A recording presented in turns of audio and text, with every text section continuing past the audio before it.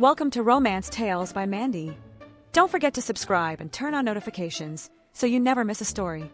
Now, sit back, relax, and let's begin. There's a moment in life when desperation meets opportunity. When the universe, in all its chaotic unpredictability, throws you a lifeline just as you're about to sink. That's exactly what happened to me. I was down to my last few dollars, staring at eviction notices as if willing them to disappear. Job after job had slipped through my fingers, and with each rejection, the walls around me seemed to close in a little tighter. But then I saw it, a job listing that felt too good to be true. Live-in nanny needed for a 6-year-old boy. Discretion and professionalism required. Generous salary. I hesitated. Positions like this didn't just appear for people like me. But I had no choice. I sent my application, convinced it would vanish into the void like all the others. Except this time, someone responded. The Calloway estate was nothing short of a fortress. Tall iron gates, sleek black cars, and a staff that moved with the precision of a well-oiled machine. And at the center of it all was him. Dominic Calloway, CEO, Billionaire, a man who looked like he belonged on the cover of Forbes rather than in an interview for his child's nanny. His suit was impeccable, his jaw sharp enough to cut glass. But it was his eyes that truly unsettled me, blue, piercing, and ice-cold. He barely glanced at me as he skimmed my resume, his fingers tapping an impatient rhythm against his desk. You have experience with children? His voice was smooth but detached, as if he were negotiating a deal rather than hiring someone to care for his son. Yes, I answered quickly. I love working with kids. He didn't react, just nodded once, barely acknowledging me before pressing a button on his desk. The door behind me creaked open, and a small figure stepped inside. Liam, dark-haired, wide-eyed, and quiet. He clutched the edge of his sweater like it was a lifeline, staring at me as if I were some foreign creature he wasn't sure he wanted to approach. This is my son. He doesn't warm up to people easily, Dominic said. I knelt, offering Liam a small smile. Hi, Liam. It's nice to meet you. His lips parted slightly, but he didn't speak. Instead, his gaze flickered to his father, seeking permission, guidance, something. But Dominic didn't offer it. And in that moment, I realized something. This wasn't just a job. This was a battlefield. And Dominic Calloway, he was going to be the hardest opponent I'd ever faced. Distractions are dangerous. I built my empire on discipline, on shutting out anything that didn't serve a purpose. Emotions? Useless. Attachments? Weakness. The world doesn't reward men who hesitate. It respects those who control, those who conquer. And I have never lost control. Until her. Sophie Bennett. She was supposed to be another employee. Another name on a contract. Another piece in the machine that kept my life running with ruthless efficiency. She was hired to care for Liam, to provide what I, admittedly, could not. That was all. But from the moment she walked into my office, something felt off. She wasn't like the others. The nannies before her had been polished, careful, distant. Sophie? She was warmth wrapped in defiance. Green eyes too sharp, too knowing. Lips that pressed together whenever I spoke, as if she had to physically stop herself from saying something she shouldn't. She made me aware of her. And I hated that. I told myself it was irritation. The way she moved through my house, too at ease in a place where people only spoke when spoken to. The way Liam, my son, the boy who barely acknowledged anyone, had already started looking at her like she held the sun in her hands. It was disruptive. Unacceptable. So I did what I always do. I ignored it. I focused on what mattered: meetings, acquisitions, strategies. Sophie Bennett was an employee, nothing more. And yet, I caught myself noticing things. The way her laughter echoed down the halls, a sound so foreign in this house that it stopped me in my tracks. The way she spoke to Liam, not with forced politeness but with something real. Something I didn't recognize. The way my name sounded in her mouth the one time she dared to say it. I should fire her. I should. Because whatever this is, it's a distraction. and distractions are dangerous. Liam Calloway was a quiet storm, not the kind that arrived with thunder and lightning, demanding to be seen. No, he was the kind that lingered, unnoticed at first, until you realized the air around you had shifted. That silence wasn't just silence, but something deeper, a weight pressing against your chest. The first few days at the Calloway estate, he barely spoke to me. He watched, though, from doorways, from the edge of the room, from behind his father's towering shadow. I'd catch glimpses of dark hair and wide, curious eyes before he'd disappear again, retreating into himself like a secret no one had been allowed to read. But I wasn't going to give up, so I started small. I'd hum while I folded his clothes, hoping he'd wander close enough to recognize the tune. I'd set his plate next to mine at dinner, even when he sat far across the table. And I'd leave books out in the library, ones about adventure and magic, just to see if he'd take the bait. Then one day he did. It was after lunch. I was sitting on the floor in the playroom, flipping through a picture book when I heard it, soft, hesitant footsteps behind me. I didn't turn. I didn't speak. I just kept reading, my voice steady, even as my pulse quickened. Then a small weight settled beside me. Liam. He didn't say anything at first, just sat there, his shoulder barely brushing mine, his presence fragile as glass. But then, after a long stretch of silence, he pointed to a page. "This one," he murmured. His voice was so quiet, I almost thought I imagined it. But I didn't. And just like that, the walls he'd built around himself cracked, just a little, just enough to let me in. Day by day, he opened up. A soft smile here, a tug on my sleeve there. By the end of the week, he was asking me to tuck him in. By the end of the month, he was reaching for my hand without hesitation. And then there was Dominic, always watching, always silent. There was something unreadable in his expression whenever he saw Liam with me, as if he were witnessing something he couldn't quite understand, something that unsettled him. And the strangest part, I wasn't sure he wanted to stop it. I built walls for a reason. Solid, unshakable, impenetrable. And yet, somehow Sophie Bennett was slipping through the cracks. It started subtly. A glance that lasted too long. A laugh that lingered in my ears. A shift in the air whenever she was near. I told myself it was nothing. A momentary lapse. A simple distraction that would ignore. But distractions don't make your pulse quicken. They don't make you notice things you shouldn't. The way she tucks her hair behind her ear when she's thinking. The way she softens when she looks at Liam, like he's the most important thing in the world. The way her lips curve, not just when she's happy, but when she's amused, when she's teasing, when she's daring me to react. I don't react. I can't. She works for me. She is here for Liam. Whatever this thing is, it has no place in my life. So I do what I've always done. I shut it down. I avoid her. I keep conversations brief, professional. I make sure we're never alone in the same room for too long. If she notices, she doesn't say anything. She just keeps being her. Warm. Effortless. Completely unaware that every time she smiles, my grip on my own control slips. And then one evening I find myself standing outside Liam's room. The door is cracked open and inside she's reading to him. Her voice is soft, soothing, weaving a story that has him clinging to every word. He's curled against her like he belongs there. Like she belongs there. Something twists in my chest. I tell myself it's nothing.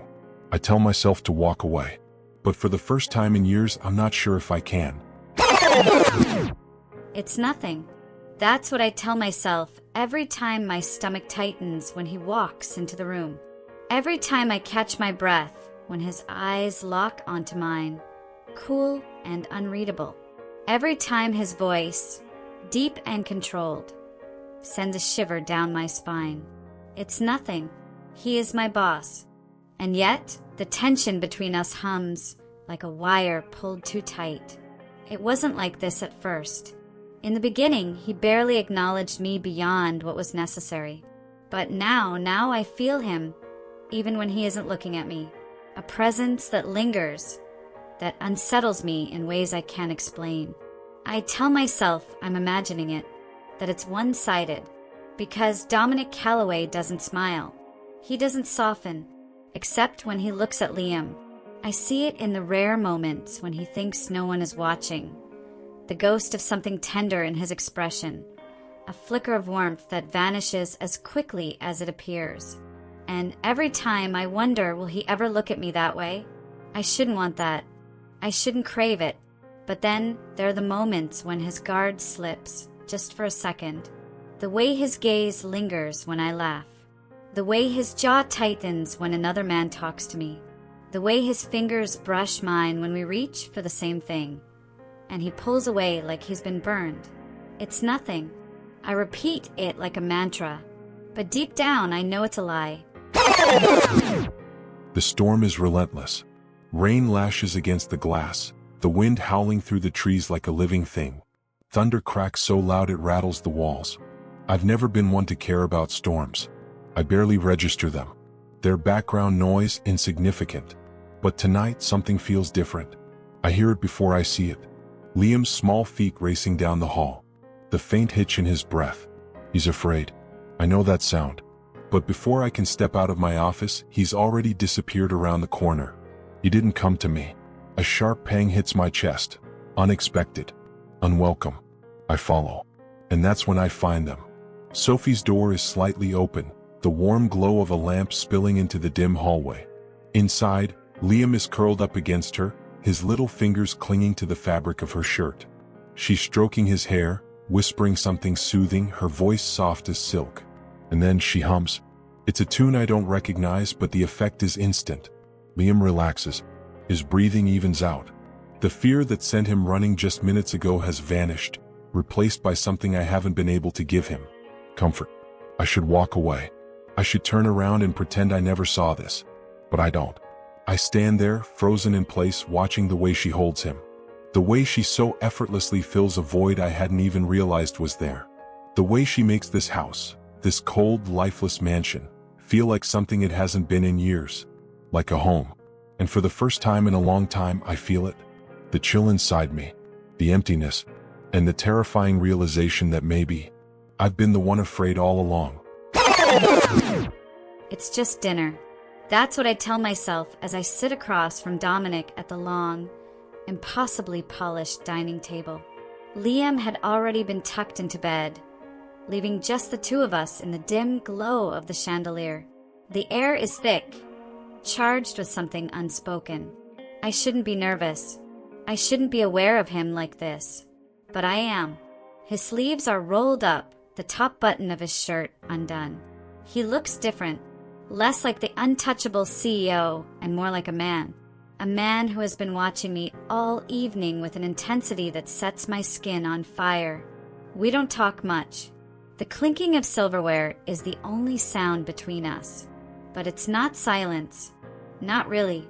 It's something heavier, something weighted with every glance, every flicker of his eyes to my lips, every slow, measured breath he takes like he's keeping himself in check. And then it happens. I stand to clear my plate at the same time he does. We collide in the narrow space beside the table, the warmth of his body radiating into mine. My breath catches. So does his. I should step back. He should move first. Neither of us does. The tension snaps like a live wire. His hand moves, hesitant at first, then deliberate, fingertips grazing my jaw, tilting my face up to his. My heart pounds, a wild, frantic thing, but I don't pull away. I should. But then his lips brush mine, and the world tilts. It's not gentle. It's not careful. It's heat and restraint all tangled together, a battle between hesitation and hunger. His hand slides to my waist, pulling me closer, and for a single, reckless moment, I let myself sink into it, into him. And then, a sound, a sharp, distant knock against the front door. Reality crashes down. Dominic pulls away first, his breathing uneven, his eyes dark with something dangerous. Regret? Frustration? I don't know. All I know is that whatever just happened between us, it can never happen again. A sharp knock on the door. I freeze. She does too. Mr. Calloway? It's James, my head of security. His voice is firm, urgent. I need a moment. It's important. Damn it. The second my lips leave hers, reality rushes back in. My company. My position. My rules. I take a step back, breath uneven, pulse hammering in a way that feels dangerously out of control. Sophie is still standing there, staring at me, her eyes wide, her lips slightly parted. I can still taste her. Still feel the warmth of her body close to mine. And for one reckless, impossible moment, I want to pull her back in. But I force myself to look away. Sophie, this was a mistake. I say, my voice colder than I intend. Silence. She doesn't speak. Doesn't move. And that makes it worse. I force myself to look at her again. I shouldn't have. Because the moment I do, I see it, the flicker of something fragile in her eyes. Something I've just crushed beneath the weight of my own restraint. I should explain. Apologize. Do something to fix the mess I just created. But I don't. Instead, I do what I do best. I retreat. I straighten my tie, shift my posture back into something detached, unreadable. The Dominic Calloway that built an empire. The one who doesn't make reckless, career-ending mistakes. The one who doesn't kiss his employees. Sophie, this was a mistake. I say again, carefully measured. Controlled. It won't happen again. Her lips press together and she nods once. No argument. No pleading. Just quiet acceptance. And for some reason that makes it worse. I turn sharply, heading for the door before I can see whatever expression she's wearing. Before I can change my mind. Before I can let myself admit what I already know. This was never just a mistake. I was a fool for thinking that, for even a second, Dominic Calloway might have felt something real. That the way he looked at me meant something. That the way he kissed me, like he was losing himself, like I was the only thing keeping him grounded, was anything more than a lapse in judgment. He made that perfectly clear. This was a mistake. His words echo in my head, over and over, like a cruel melody I can't turn off. I should have known better. Men like him don't fall for women like me. I was naive to think otherwise. So I do the only thing I can. I bury it. Shove every flicker of hope, every foolish, fleeting fantasy, deep down where it can't hurt me anymore. And I work. I wake up before sunrise, make sure Liam is ready for school, organize his meals, help him with his homework. I take him to the park, read him stories, tuck him in at night. I focus on him because he's the only one in this house who actually needs me. And I avoid Dominic. I time my movements around the mansion so we don't cross paths. I keep my head down when he's near. If we do have to interact, I keep my responses short, professional, detached, just like he wanted. But it doesn't stop the ache in my chest every time I hear his voice in the next room. It doesn't stop the heat that crawls up my spine when I catch his scent in the hall. Clean, crisp, with a hint of something dark underneath. It doesn't stop the sting when I catch him looking at me, like I'm nothing more than a passing thought. Like that night never happened. And maybe to him it didn't. But to me, it was the moment I realized just how badly I could break. It starts with a phone call. One I should have ignored. One I wish I had ignored. But when my phone vibrates on the nightstand and I see the number flashing across the screen, when I haven't seen in years, my stomach knots and my fingers move on their own. Hello. Silence.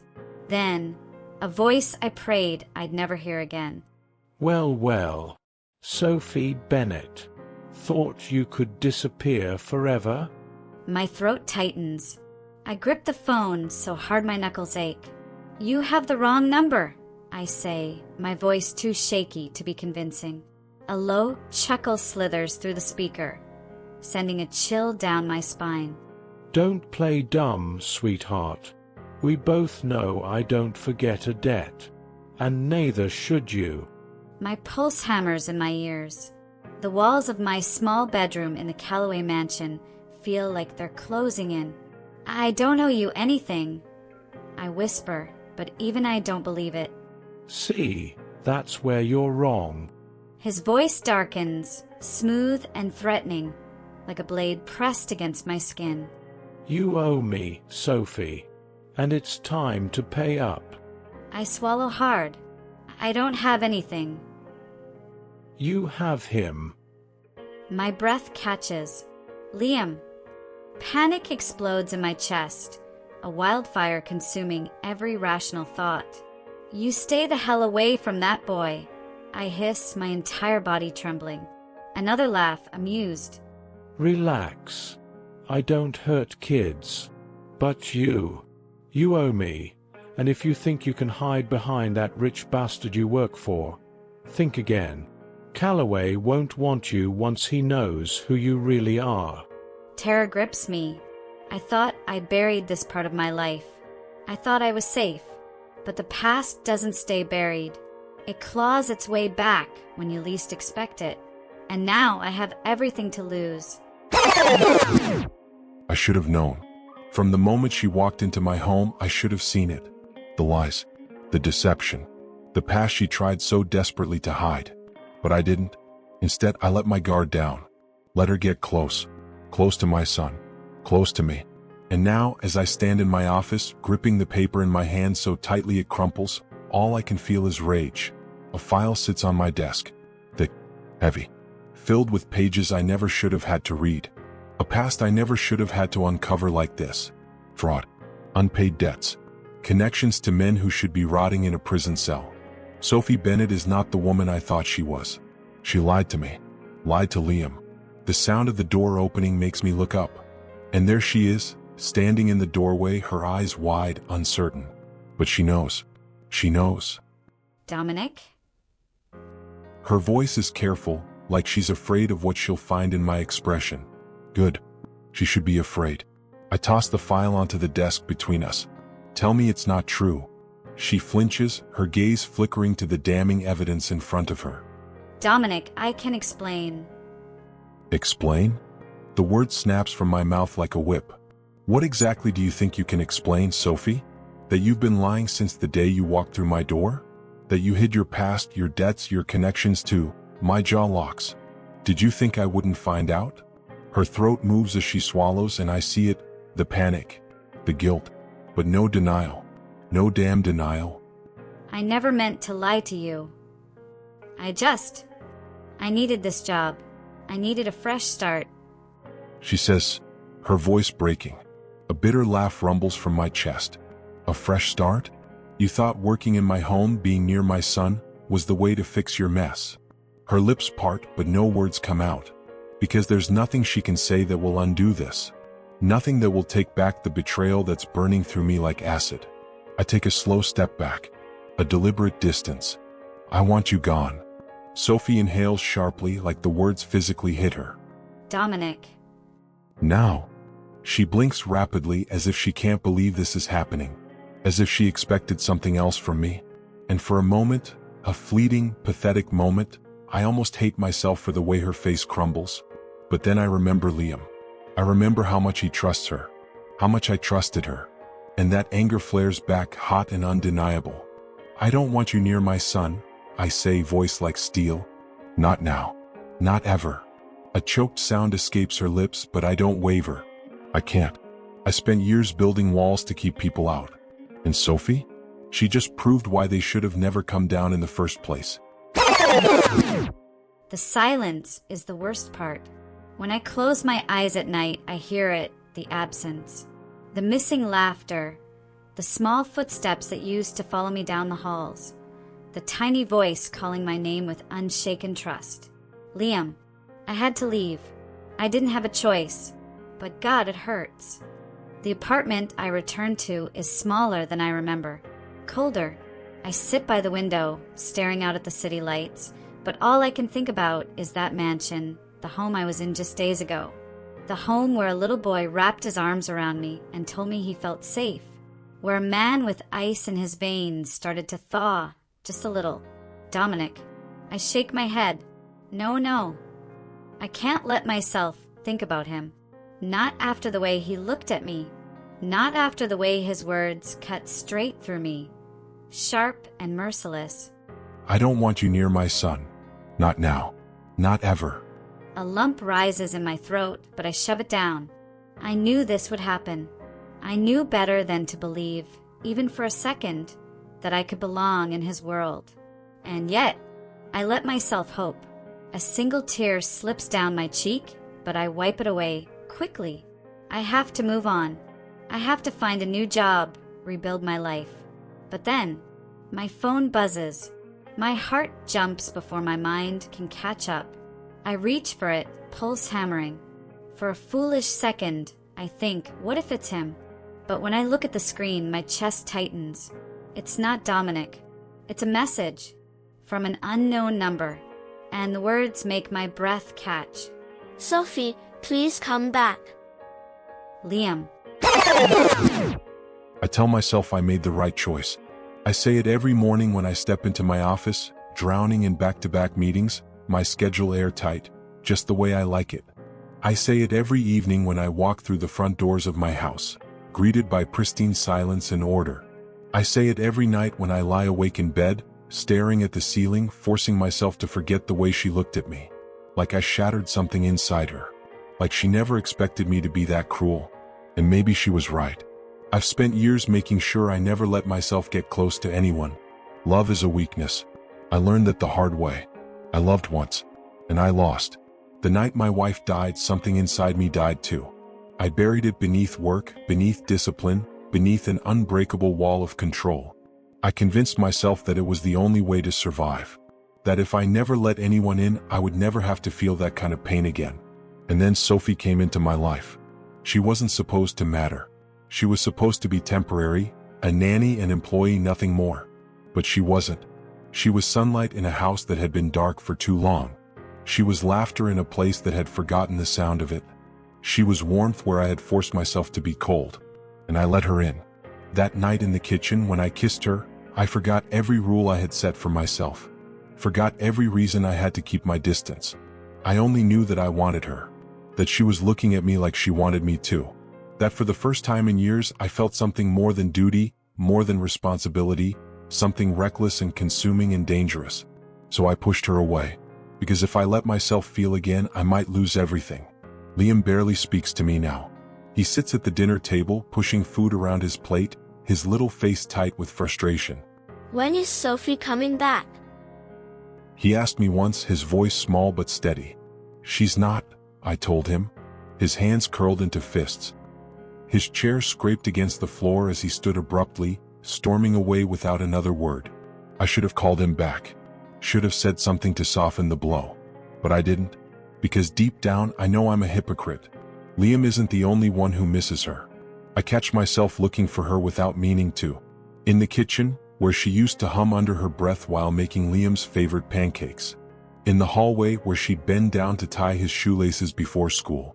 In my office where I replay that kiss over and over, wondering if I had just held on for one more second, would she have changed everything? A muscle in my jaw tightens. It was a mistake. She was a mistake. But if that's true, why the hell do I feel like I'm the one who's lost? The knock on my door comes late. Too late for anyone to be visiting. I freeze, my heart suddenly hammering against my ribs. No one knows where I am. No one except. I rush to the door and pull it open, half expecting to see Dominic standing there, tall and imposing, his usual scowl in place. But it's not Dominic. It's Liam. His face is blotchy from crying, his small body shivering in the cold night air. His backpack, too big for him, hangs off one shoulder like he grabbed it in a hurry. For a second, I can't breathe. Liam. My voice comes out sharp with panic. Oh my God, what? How did you get here? His lower lip trembles. I ran away. My stomach drops. I scan the street behind him, searching for Dominic's car, for any sign that he knows his son is here. But there's nothing, just darkness and the distant hum of the city. I step forward, dropping to my knees in front of Liam, my hands gripping his arms. He's cold, his fingers like ice when he clutches onto my sleeve. Sweetheart, you can't just run away like this, I say, trying to keep my voice calm, even though my mind is racing. Does your dad know where you are? Liam shakes his head, quickly, eyes wide. I don't care. He says, stubbornly. He made you leave. And I don't want to be there without you. His voice cracks at the end, and something inside me shatters. Oh, Liam. I pull him into a hug, wrapping my arms around his small frame, trying to warm him up. He clings to me tightly, his breathing uneven against my shoulder. I blink rapidly, pushing back the sting of tears. I have to be strong for him. We have to call your dad, I whisper, stroking his hair. He's probably worried sick. Liam stiffens. No. I pull back, slightly, meeting his stubborn gaze. Yes, I say firmly. Liam, I know you're upset, but running away isn't the answer. You scared me, and I bet you scared him too. He looks down, his small hands fisting the fabric of my sweater. I just wanted to see you, he says, voice barely above a whisper. I miss you. I bite my lip, trying to keep my emotions in check. I miss you too, baby. My throat tightens. But you can't do this. You have to go home. His shoulders shake, but he nods. I take a deep breath, reach for my phone, and dial Dominic's number. It doesn't even ring twice before he picks up. Sophie? His voice is sharp, laced with something I don't recognize, fear. Panic. I grip the phone tighter. Dominic, I say quickly, glancing at Liam. He's here. He's safe. Silence. Then a rough exhale, like the breath had been ripped from his chest. I'm coming, he says, and then the line goes dead. I pull Liam back into my arms, holding him close, preparing myself for the storm that's about to walk through my door. Because if Dominic Calloway was cold before, I have no doubt that tonight I'll be facing him at his most unforgiving. She came to find me. I wasn't expecting it. I wasn't ready for it. But here she is standing in my office, a storm in her eyes. And I know, this time I won't be able to shut her out. That night when I found Liam in her apartment, I was too blinded by rage to listen. I was too focused on getting my son back to care about her explanations. I barely spoke to her. Didn't give her a chance to defend herself. Because in my mind, she had already crossed the line. Now, with the weight of everything I've learned, I wonder if I made a mistake.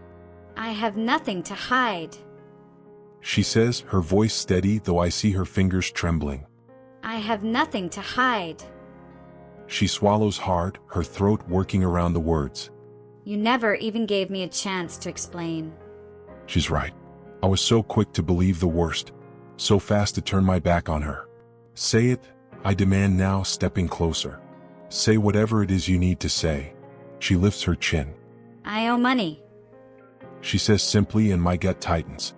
It started with medical bills. My mom was sick, and I did everything I could to take care of her. I worked extra shifts, took side jobs, but it was never enough. So I borrowed, and when she passed, I was left with nothing but debt.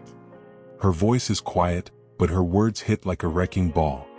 I was drowning, Dominic, and the people I borrowed from...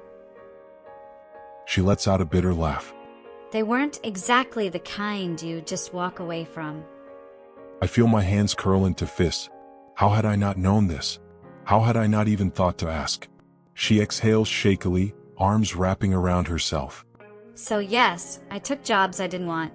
I worked in places I hated. And I did what I had to do to survive. She lifts her eyes to mine, raw and unflinching. But I never lied to you.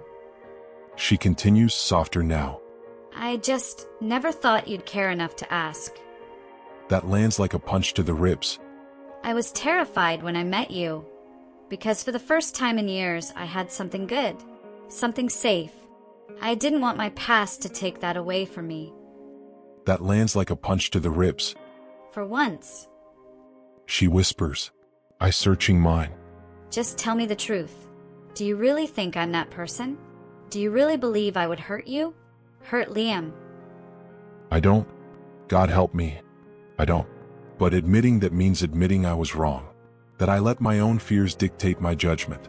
Sophie shakes her head like she can see the war happening inside me. I get it now. It's not just about me. It never was. She says, voice hollow. I stiffen. You're afraid. She accuses, her eyes shining. Afraid to let someone in again. Afraid to love. My jaw clenches, the words digging into me like glass shards. This was never about my past. This was always about yours. She finishes, voice breaking. Silence. It stretches between us, heavy and suffocating. And for the first time, I don't know what to say, because she's right. I shouldn't be here. The rain is relentless, soaking through my shirt, chilling me to the bone. But I don't care, because she's walking away and I can't let her. Not this time. Sophie. She doesn't stop. I take a step forward, my dress shoes splashing through puddles, my heart pounding. Sophie, damn it, stop. She halts, shoulders stiff, hands clenched at her sides. Slowly, she turns. Her face is wet, rain, maybe tears, but her eyes blaze with something that nearly knocks the air from my lungs. What do you want, Dominic? Her voice wavers, but her chin lifts defiantly. I take another step, closer now, the downpour blurring the world around us. I was wrong. The words feel foreign, rough. I was wrong about everything. She laughs, sharp and disbelieving. Yeah? You'll have to be more specific. I was wrong to judge you, I admit. Wrong to push you away. Wrong to think I could ever let you go. Her breath hitches, but she doesn't move. I told myself it was about trust. About Liam. About my rules. My jaw tightens. But it wasn't.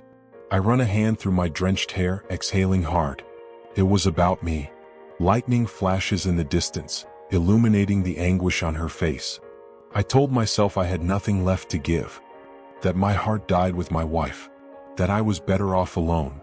Sophie's lower lip trembles and something inside me cracks. But then you walked into my life, I confess, stepping closer. And you ruined everything. She blinks, startled. You made me feel again, I say, my voice low, aching. You made me want. A shaky breath escapes her lips. You made me see what I was missing. What Liam was missing. My throat tightens. And it scared the hell out of me. Thunder rumbles, a deep, rolling sound, but the only thing I hear is the hammering of my own pulse. I love you, Sophie. The words fall between us, unshakable, unstoppable. She stares at me, her breath shallow, eyes wide with disbelief. I love you, I repeat, softer now. And I'm done pretending I don't. The rain pounds harder, but I don't move. I can't. Not until I know if she'll walk away. Or if she'll choose me. I don't know who moves first. 1 second, we're standing in the rain, his confession hanging between us like something fragile, something sacred. And then I'm in his arms. His hands frame my face, fingers threading through my soaked hair as if he's afraid I'll disappear, as if he can't bear the thought of losing me again. And then he kisses me. There's no hesitation this time, no restraint. It's not like the first time in the kitchen, the stolen, forbidden moment that ended in heartbreak. This kiss is something else entirely. It's desperate and deep. His lips moving against mine with the kind of certainty that leaves no room for doubt. It's a promise. Lightning flashes behind my closed eyes, thunder roaring through the sky. But the only storm I feel is the one he's igniting inside me. I press closer, my fingers clutching the soaked fabric of his dress shirt, my heart pounding so fast I can barely breathe. And he doesn't hold back. Dominic Calloway, the man who built walls so high no one could climb them, kisses me like a man who has finally torn them down, like a man who has nothing left to fear. His lips part from mine, just enough for him to whisper against them, his breath warm despite the rain. Sophie. My name isn't a question. It isn't a plea. It's something else. Something that sounds an awful lot like home. I smile against his lips, my fingers tracing the sharp line of his jaw. The rain still pouring around us. "I'm here," I whisper. His forehead rests against mine, his chest rising and falling with uneven breaths. "Stay," he murmurs. I pull back, just enough to look at him, my hands resting over his heart. "Always." And then I kiss him again, because this time, there's nothing stopping us. The house feels different. It's the same structure, same walls, same towering ceilings, same meticulous order I once believed made it feel like home. But now there's laughter in the hallways. Tiny socks that don't belong to me litter the living room. A pink coffee mug, Sophie's, sits beside mine on the kitchen counter, a quiet testament to the life we've built. I don't remember the exact moment everything changed. Maybe it was the first time she made Liam laugh, his small face lighting up in a way I hadn't seen in years. Maybe it was when she kissed me in the rain, her hands on my face, her lips whispering a promise against mine. Or maybe, deep down, I knew it from the moment she walked into my life. Dad. Liam's voice snaps me out of my thoughts. I barely have a second to react before he barrels into me, arms wrapping around my waist with the force of a 6-year-old missile. I crouch down, ruffling his hair. "What's this for?" He grins up at me. Mom said dinner's ready. "Mom?" The word sends something warm through my chest. It's new. Only a few weeks ago, Sophie was still just Sophie. But Liam had decided for us, declaring it one night with the same certainty that I've come to expect from my son. And Sophie? She just smiled, her eyes soft as she pulled him into her arms. She belongs here. Liam tugs my hand and I let him pull me into the dining room, where Sophie stands at the table, lighting a candle in the center. She glances up at me and for a second, everything else fades. She smiles. I cross the room in 3 steps, my hand finding the small of her back as I lean in, pressing a kiss to her temple. She tilts her head, the flickering candlelight reflecting in her green eyes. "Everything okay?" she murmurs. I glance at Liam, who's already climbing onto his chair, excitement practically vibrating from him. I look at the table, the meal Sophie prepared, the warm glow of the candlelight, the feeling of something whole, something unshakable settling into place. And then I look back at her. At the woman who tore down every wall I ever built, who reminded me what it means to love, to risk, to live. "Yeah?" I say, my fingers brushing against hers. For the first time in a long time, I know it's true. Everything is okay. More than okay. It's home. The air smells like rain. Not the kind that brings storms or restless nights, but the soft, lingering scent of a summer drizzle. The kind that feels like a quiet promise. I stand by the floor-to-ceiling window of our home, my fingers wrapped around a warm cup of tea, watching the last droplets slide down the glass. The world outside is calm, but inside me, there's a steady hum of disbelief. 1 year since I left this house in tears, convinced I'd lost everything. Since I thought Dominic would never look at me without resentment in his eyes. Since I thought my past would always own me. But I was wrong. Liam's laughter fills the room, soft and content as he flips through a book on the couch. His hair is longer now, constantly falling into his eyes, and his face has lost some of the sadness it carried when I first met him. Dominic sits beside him, one arm draped over the back of the couch, his own book forgotten in his hands. He's watching Liam, not in the distant way he used to, but with something softer, something real. The Dominic I met a year ago would have kept his distance, would have convinced himself that caring, truly caring, was a risk he couldn't afford. But this Dominic, this is the man who let his walls fall, the man who fought for me, the man who made me his in every way that matters. And soon we'll have something more. I lower my hand to my stomach, resting it gently against the barely there curve. It's still too early for anyone to notice, but I feel it. I know. Liam will have a sibling. Dominic will have another child to love. And I will have a family. A real, unshakable family. My eyes flicker to the past sometimes, the shadows of what once held me captive, the man who threatened to pull me back into a life I fought so hard to escape. But he's gone now, locked away where he belongs. And I am here, truly here. No more fear, no more running. Just this moment, this home, this love. A warm hand covers mine, pulling me from my thoughts. Dominic, his gaze is steady, piercing, the way it always is when he sees right through me. You're thinking too much. He murmurs. I smile, tilting my head up to meet his eyes. Maybe. His fingers tighten around mine, his expression shifting, serious, intense in a way that sends my heart racing. Then, slowly, he lowers himself to one knee. My breath catches.